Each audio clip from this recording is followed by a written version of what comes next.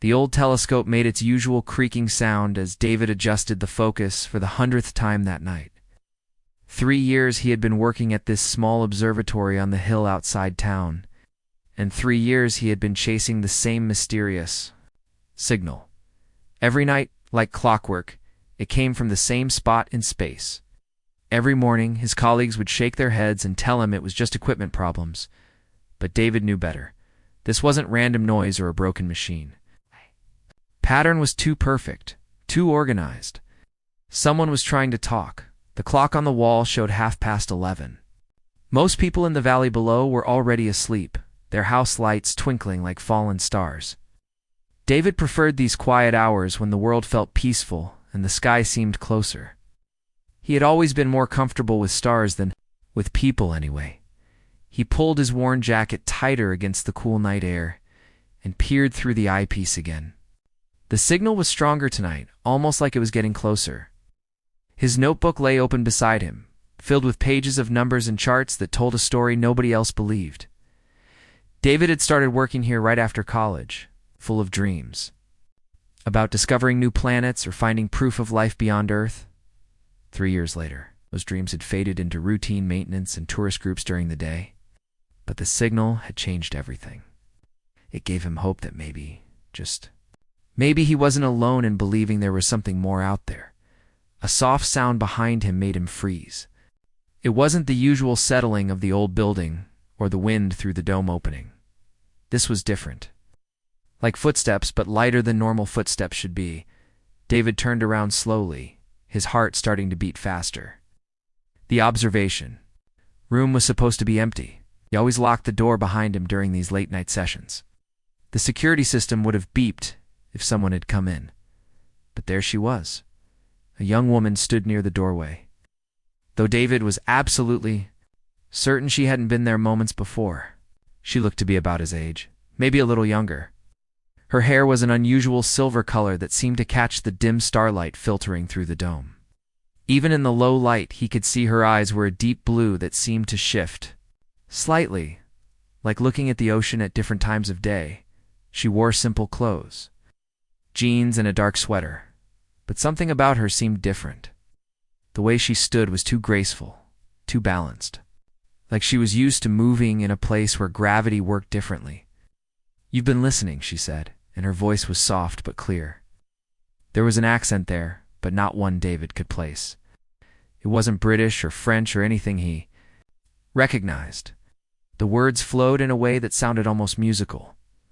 David's mouth went dry. "I'm sorry, who are you? How did you get in here?"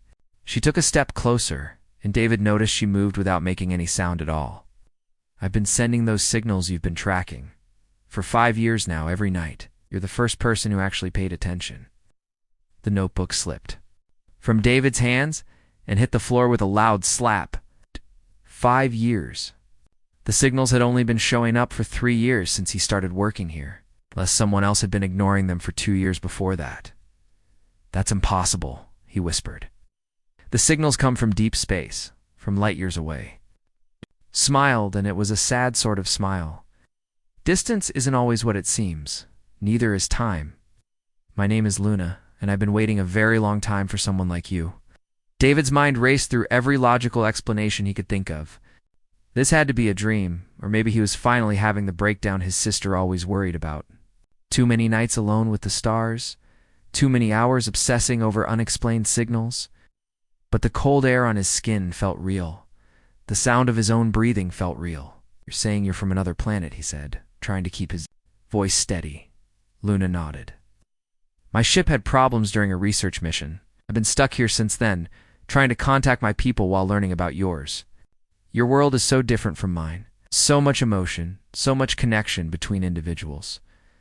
We don't have anything like that where I come from." She walked over to the telescope and looked through the eyepiece with the ease of someone who knew exactly what she was doing. "You've been very dedicated. Same time every night. Same careful notes. Most humans give up on things they don't understand right away." The way she moved, the way she seemed to know exactly how to work the telescope, the casual way she talked about being from another world. Either this was the most elaborate prank in history, or his life had just changed forever. "Why haven't you contacted the government or scientists or someone more important than me?" he asked. Luna turned back to him, and in the starlight he could see her expression was serious now. "Because important people want to control things they don't understand. You just wanted to understand. There's a difference." She was right, and that scared him almost as much as everything else. David had always been the type to ask questions first and worry about consequences later. It's what made him a good researcher, and a terrible employee when it came to following rules. "So what happens now?" he asked. And Luna said, looking back out at the stars, "I tell you about my world, and you tell me about yours. And maybe, together, we can figure out what to do when my people finally come looking for me." The way she said it made David's stomach drop. There was something in her voice, a note of worry or sadness that suggested this rescue might not be the happy ending it should be. But as he looked at her standing there in the starlight, silver hair moving slightly in the night breeze, David realized that for the first time in years, he wasn't thinking about signals or equations or the loneliness of his work. He was thinking about the possibility that the universe was much bigger and more wonderful than he had ever imagined. And maybe, just maybe, he wasn't as alone as he thought. 3 weeks had passed since that night at the observatory, and David still wasn't sure if he had dreamed the whole thing. Every morning he woke up wondering if Luna was real, or if his mind had finally cracked from too many lonely nights staring at the stars. But then she would appear again, always when he least expected it. Sometimes at the coffee shop downtown, where he grabbed lunch. Sometimes walking past the library when he was running errands. She never approached him during the day, just gave him a small nod or a brief smile that told him their midnight conversation had actually happened. It was driving him crazy. Finally, on a Thursday afternoon, David couldn't take it anymore. He had seen Luna through the window of the public library, sitting at one of the computers near the back. Without thinking it through, he walked inside. The library was quiet, except for the soft clicking of keyboards and the occasional whisper.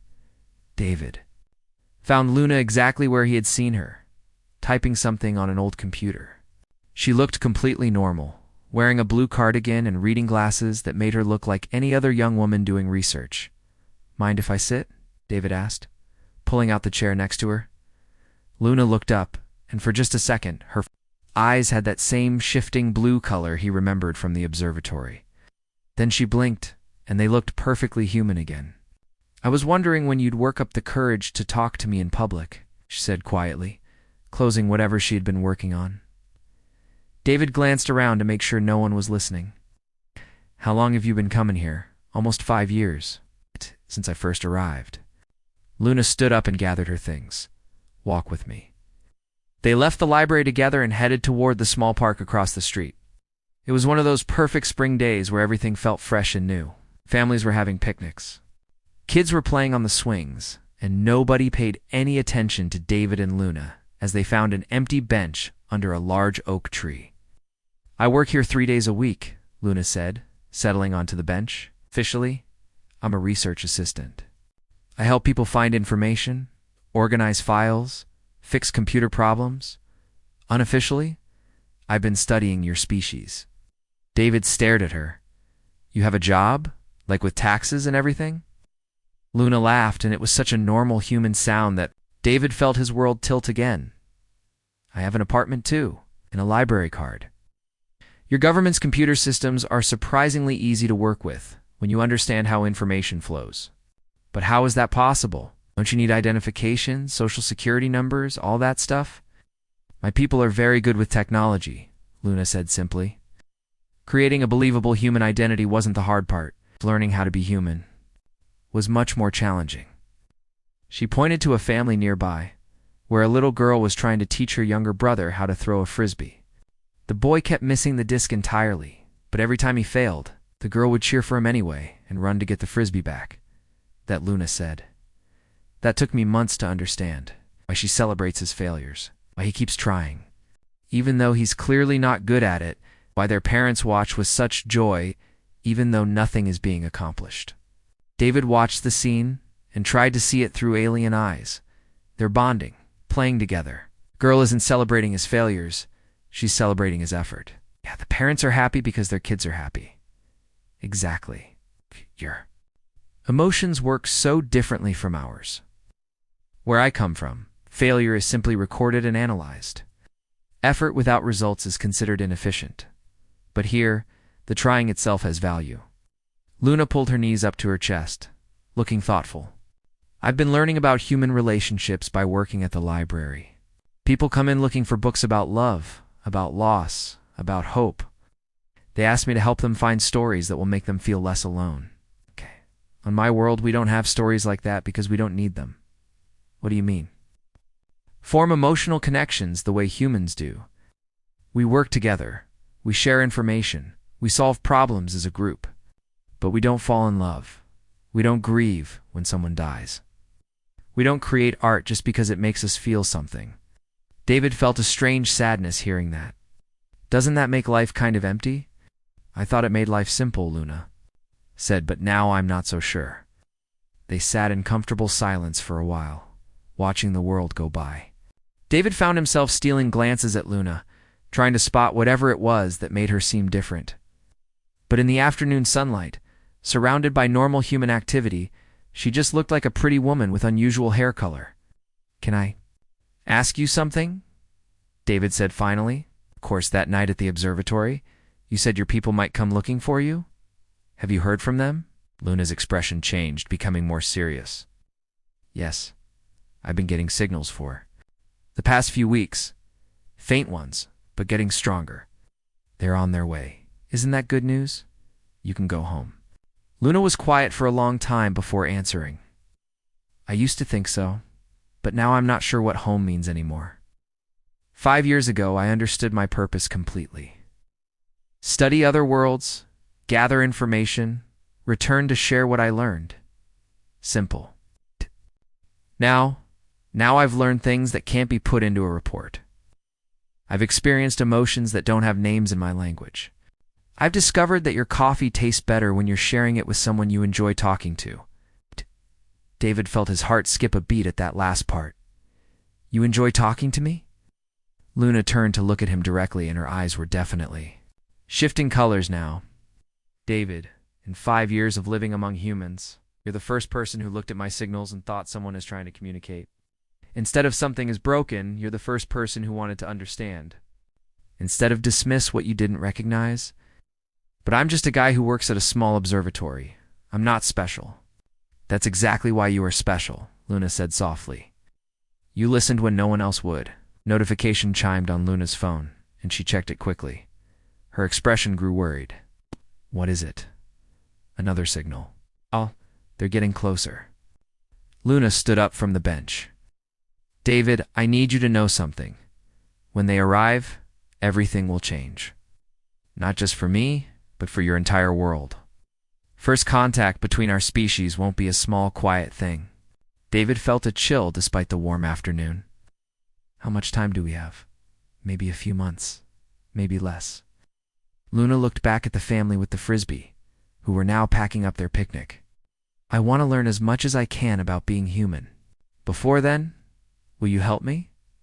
David didn't hesitate. Yes, whatever you need. As they walked back to Wartown together, David realized his life had officially become the most interesting and terrifying thing he could have imagined. But looking at Luna beside him, her silver hair catching the sunlight, he knew he wouldn't trade this strange new reality for anything. Summer had arrived in full force, bringing long days and warm evenings that seemed to stretch on forever. David and Luna had fallen into a routine of meeting almost every day after he finished work at the observatory.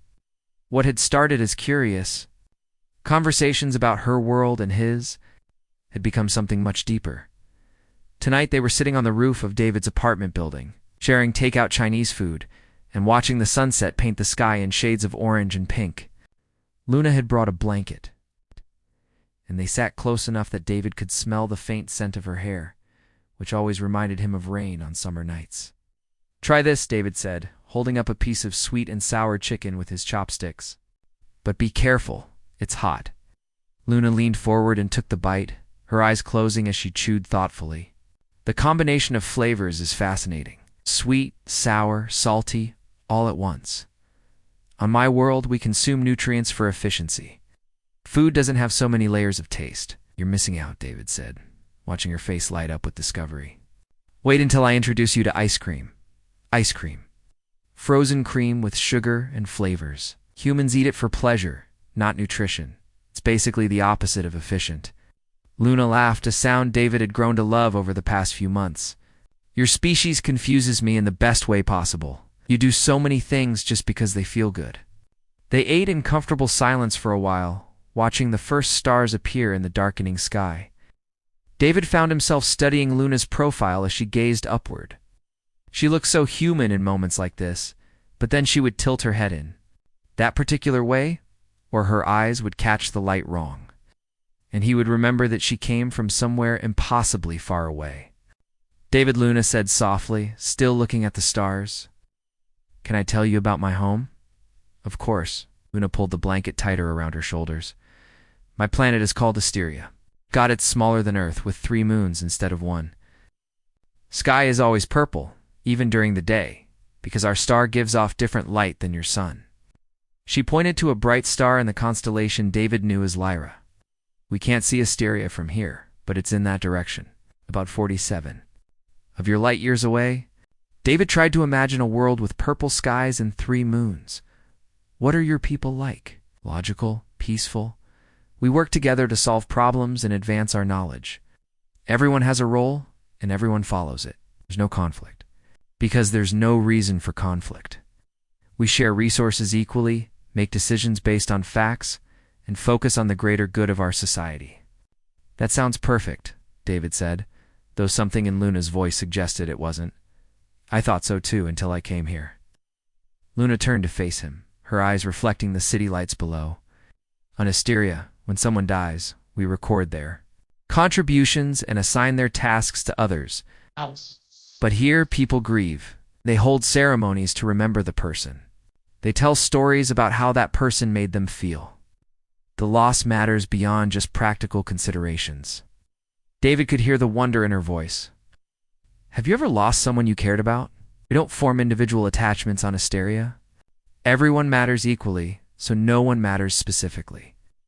Luna paused, seeming to search for the right words. But living here, watching humans, I'm starting to understand what I was missing. She reached for the container of fried rice, and her hand brushed against David's.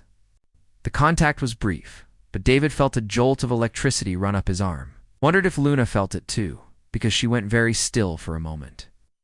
Luna, David said carefully, what happens when your people come for you? The question hung in the air between them. It was something they had both been avoiding for weeks, but David couldn't stop thinking about it. Every day that passed brought them closer to the inevitable goodbye. They'll want me to return with them, Luna said quietly. I'm expected to share what I've learned and resume my duties on Asteria. And what have you learned? Luna smiled, but it was sad around the edges. That's the problem. How do I explain to a species that doesn't understand emotions that I've discovered something they don't have? How do I describe the feeling of watching a sunset with someone whose company makes everything more beautiful? David's heart started beating faster. Was she talking about him? About this moment they were sharing right now? But you don't have to explain it, he said. Maybe you could just stay. Luna was quiet for so long that David wondered if he had said something wrong. When she finally spoke, her voice was barely above a whisper. David, there's something you need to understand about my people. We don't abandon our responsibilities. We don't make choices based on personal desires. The idea of staying on another world for emotional reasons would be completely foreign to them. But you've been here for 5 years. You've learned things they never could. Doesn't that make you valuable in a different way? Maybe. Or maybe they'll see me as contaminated by human influence. Changed in ways that make me less useful to our society. David wanted to reach for her hand, to tell her that being changed wasn't always a bad thing. But something in her posture suggested she was struggling with thoughts too big and complicated for comfort. Can I ask you something personal? David said. Luna nodded, double quotes. Do you want to go back? The question seemed to surprise her. She looked at him with those shifting blue eyes, and David could see her fighting some internal battle. 3 months ago, I would have said yes without hesitation, Luna said finally. But now sitting here with you, eating food that tastes like happiness, watching the sky change colors just because it's beautiful, I don't know anymore. What's different now? Luna reached up and touched the side of David's face gently. Her fingers cooled against his skin. Now, I understand why humans write love songs about losing someone. Now I know what it feels like to look forward to seeing one specific person each day. Now I understand why your species values connection over efficiency. David's breath caught in his throat. The way she was looking at him, the tenderness in her touch, the words she was saying. He had been falling for Luna gradually over the summer, but this felt like standing on the edge of something much deeper and more dangerous. Luna, he started to say, but she pulled her hand away and looked back at the stars. I should go, she said, starting to gather the empty food containers. Have an early shift at the library tomorrow. David wanted to stop her, to ask her to stay and talk about what was happening between them. But he could see that she was scared, and pushing too hard might drive her away completely. Okay, he said. But Luna, thank you for telling me about Asteria, and for trusting me with all of this. She paused at the roof access door and looked back at him one more time. Thank you for making me understand why humans fight so hard to hold on to the things they love. After she left, David stayed on the roof until long after midnight, staring up at the stars and trying to figure out how he had fallen in love with someone from another world. And more importantly, what he was going to do about it before she disappeared from his life forever. The observatory felt different tonight. David had been working here for almost 4 years now. But standing in the same spot where he first met Luna exactly 1 year ago, everything seemed charged with meaning. His hands shook slightly as he adjusted the telescope, though he wasn't really looking at anything specific in the sky. Luna was late, which wasn't like her. For the past 6 months, they had met here every Friday night, sharing stories and dreams, under the stars. But tonight felt heavier than usual because of the news David had received that morning. His colleague at the university had called with readings from the Deep Space Monitoring Station. Something large was moving through the outer solar system, something that didn't match any known asteroid or comet. The trajectory was too precise, too purposeful. David knew exactly what it was, even though he couldn't tell anyone. Luna's people had finally come for her. The sound of the door opening made David turn around. Luna stepped inside, and immediately he could see something was wrong. Her usual calm composure was gone, replaced by an anxiety that made her movements quick and uncertain. They're here, she said, without any greeting. My ship detected them 2 hours ago. They're still far out, but they're definitely heading this way.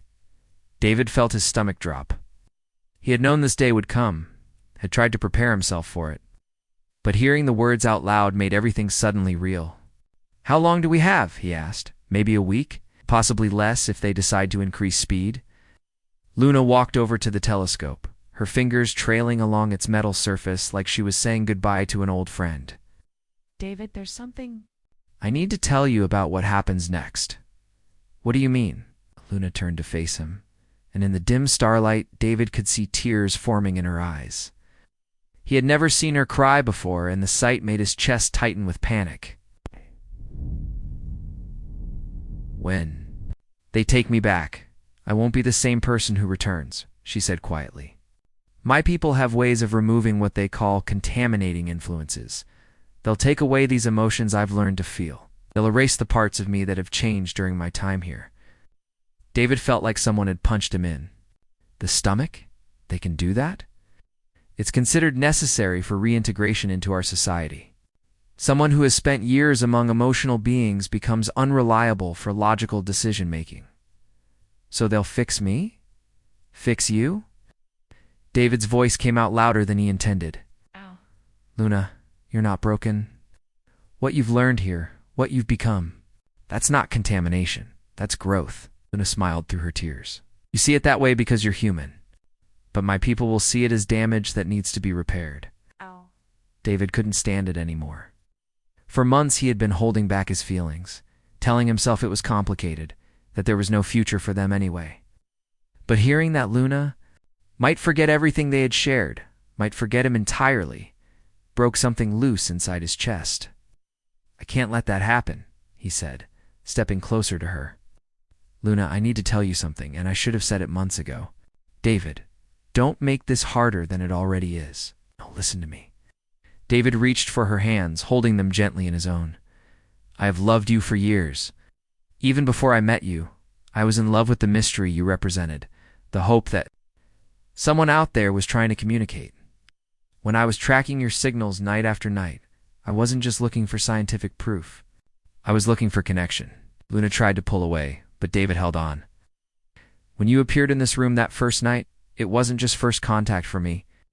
It was like meeting someone I had been searching for my whole life without knowing. Every day since then, every conversation we've shared, every moment we've spent together, I've fallen more in love with who you are. David, please stop. I love the way you experience everything like it's magical, even simple things like ice cream or sunset colors. I love how you see beauty in human chaos and find meaning in our messy emotions. I love that you made me feel less alone in the universe. Tears were streaming down Luna's face now, but David couldn't stop the words from pouring out. I love you, Luna. Not because you're from another world, but because you're you. And the idea that they're going to take that away, that they're going to erase the person you've become, makes me want to fight the entire universe to protect you. For a moment, Luna just stared at him, her blue eyes wide with shock. Then something unexpected happened. She started to laugh. It wasn't the gentle laugh David had grown to love over the summer. This was different, deeper, filled with a joy so pure, it seemed to light up the entire room. She laughed until she was crying harder, but now the tears looked different. Happy tears. David, she said, her voice shaking with emotion, do you know what you just did? I probably scared you away forever. Luna shook her head, still laughing. On my world, we have a saying that's older than our recorded history. Translates roughly to, love is the bridge between worlds. For thousands of years, my people thought it was just poetry, a beautiful phrase with no real meaning. She reached up and touched his face with both hands, her eyes shining. Love is so rare among my people that when it happens, it's considered a cosmic event. Something that changes the fundamental nature of reality. We have legends about it, but most of us believed it was just mythology. David's heart was beating so fast he could barely think. What are you saying? I'm saying that I've been in love with you too, David, for months now. But I thought I was broken, that something was wrong with me for feeling this way. I thought my people would see it as proof that I had been damaged by human influence. Luna's smile was so bright, it took David's breath away. But love isn't damage, David. It's evolution. And do you know what I've been doing for the past 3 months while we've been falling for each other? What? I've been sending messages to my ship, not asking for rescue, but asking for permission to stay. I've been documenting everything. I've learned about human emotion, about connection, about what it means to choose love over duty. David felt like the world had tilted on its axis. And they said yes. Luna was crying and laughing at the same time now. They want me to stay as a cultural ambassador. They want me to be the bridge between our worlds, to teach them what I've learned about the power of emotional connection. David couldn't speak. He just pulled Luna into his arms and held her as tightly as he could, feeling like his heart might burst from relief and joy and love all mixed together. So, when they arrive next week, Luna whispered against his ear, they're not coming to take me home.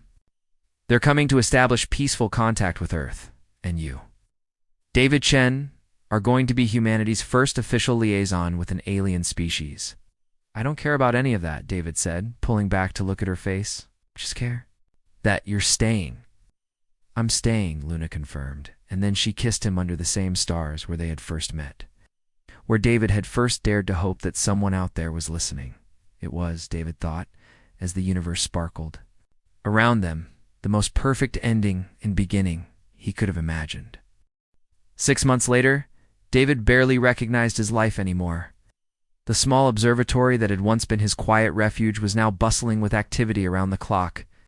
Government officials, scientists, and journalists came and went daily, all wanting to be part of humanity's first official contact with an alien civilization. But this morning was different. This morning was special.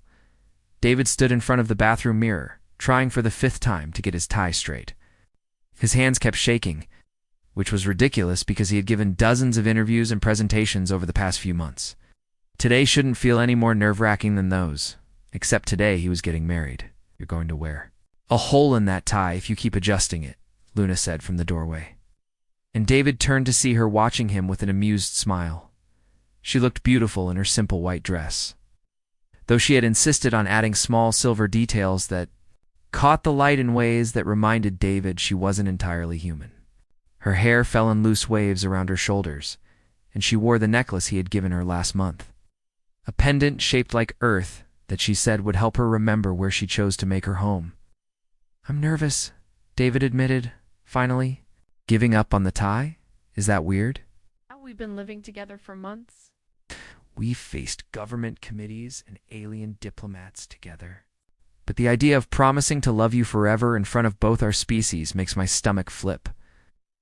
Luna walked over and fixed his tie with gentle, practiced movements. It's not weird at all. On Asteria, we don't have ceremonies like this. We don't make public promises about private feelings. But I've learned that humans use rituals to mark important moments, to make them real and shared. "Are you nervous?" David asked. "Terrified," Luna said with a laugh.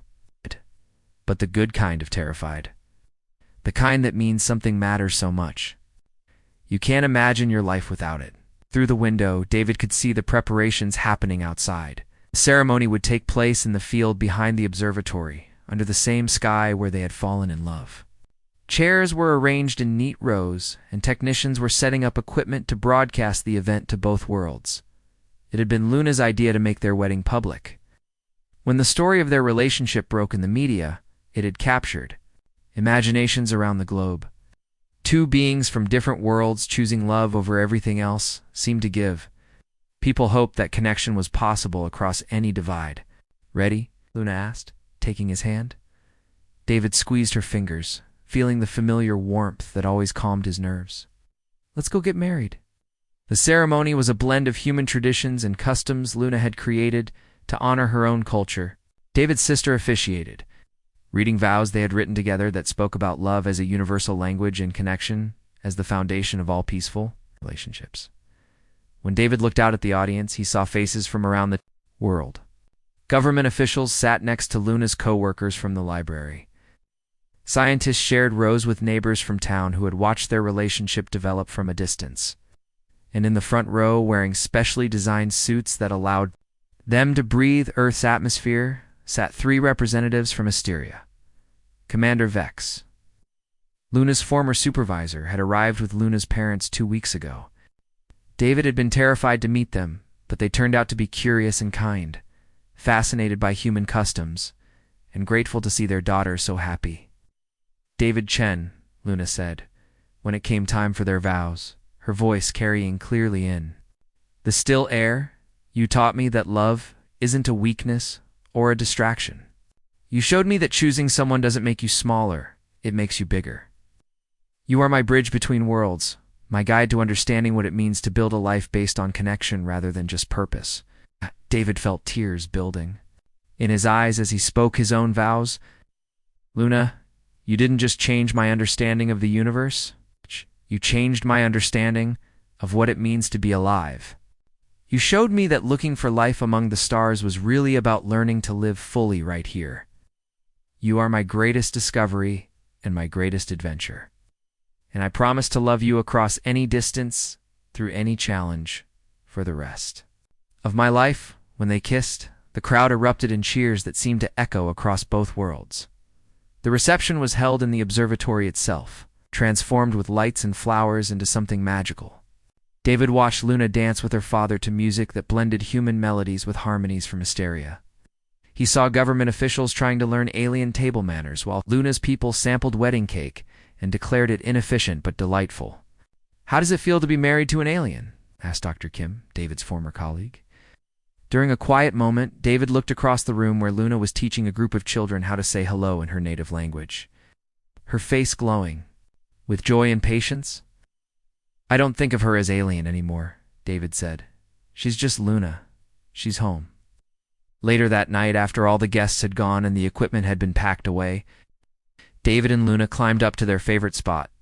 On the observatory roof, the stars looked the same as they always had, but everything else had changed. "Do you ever regret it?" David asked as they lay on the blanket they had shared so many times before. "Choosing to stay here instead of going back to your perfect, logical world?" Luna turned on her side to face him, her eyes reflecting the starlight. "David, my world was never perfect. It was just simple. But simple isn't the same as good." She pointed up at the constellation where Asteria lay hidden among the stars. "My people spent thousands of years thinking that efficiency was the highest goal, that emotions were obstacles to overcome. But you can't have real progress without passion. You can't have true discovery without wonder. You can't have meaningful existence without love. And now they're sending more ambassadors to other worlds. They want to learn what I've learned, to understand what they've been missing. Our whole civilization is changing because of what we found together." David rolled over to kiss her, still amazed that this brilliant, beautiful being had chosen him, chosen Earth, chosen a life built on feelings rather than facts. "What do you think happens next?" he asked. Luna smiled, the expression lighting up her entire face. "I think we wake up tomorrow in our house, go to work at our jobs, helping the species understand each other, and keep building this impossible, wonderful life we've created. I think we have adventures I can't even imagine yet. And I think we prove every single day that love really is the bridge between worlds. That connection is stronger than distance. That choosing each other is the most logical thing two beings can do." As they lay there under the infinite stars, David thought about the signals that had started everything. He had been looking for proof that someone was out there, never imagining he would find not just life, but love. The universe was vast and full of mysteries, but the most amazing discovery was right here in his arms, choosing him back, choosing hope over fear, choosing love over everything else that tried to keep them apart. It was David thought as sleep began to claim him, the perfect beginning to forever.